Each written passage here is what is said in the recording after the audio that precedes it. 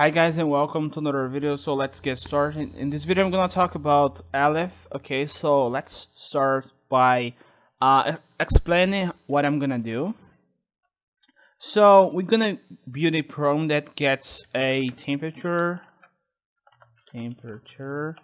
and it tells if I can go out or not. So let's start by creating a variable called temp.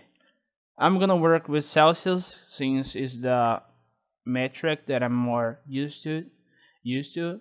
So let's uh, define temperature as um, 36, which is a high temperature. Okay, in Celsius. So let's start by creating a function that evaluates if I can go out or not. So let's call eval.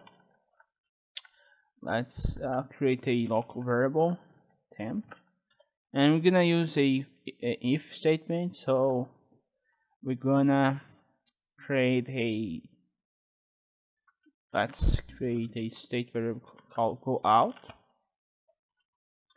which initially will be equal false. Oh yeah, I just typed enter twice and I cannot do that.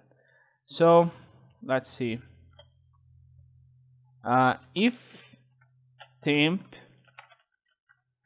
I know that if temp is greater than 25, so or 22, probably isn't a bad idea to go out. So that's go out will be equal false again. Okay, but in this case, I would have a else statement, as you guys can see.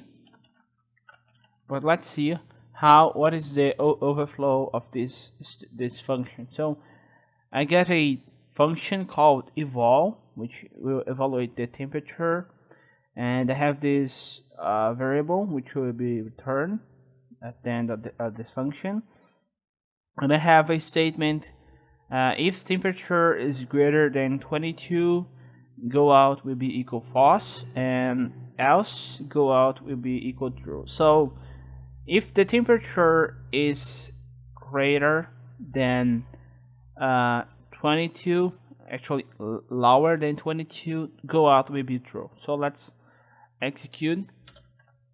Let's return go out,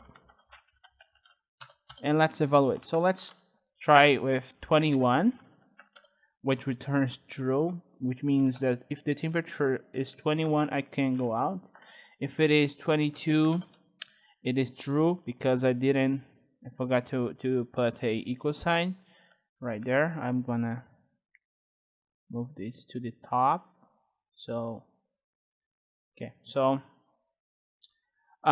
if eval is equal, if I pass the 23 to the function, I got a false output. So what can we do to be able to have a range? Okay, so we can actually make more decisions. So that's why we have the elif statement. So a if statement is equivalent to a if and the else statement together.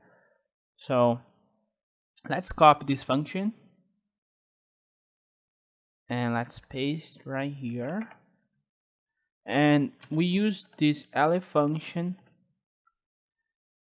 between the first if and the last in the else, actually. So we can have as many elifs as you want between the beginning and the end of the sequence of statements.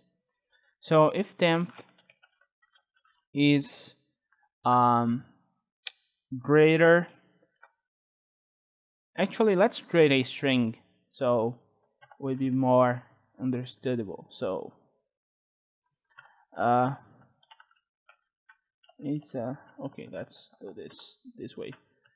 It's a little bit hot, but you can go out.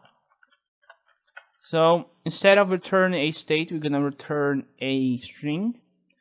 So if else Actually, let's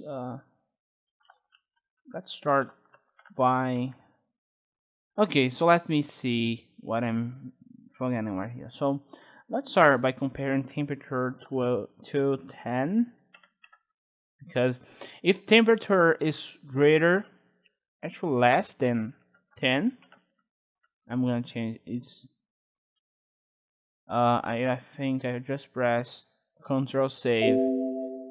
So let's cancel. So let's remember what are we doing right here. So if the temperature is less or lower than 10, we're gonna print it is too cold. You probably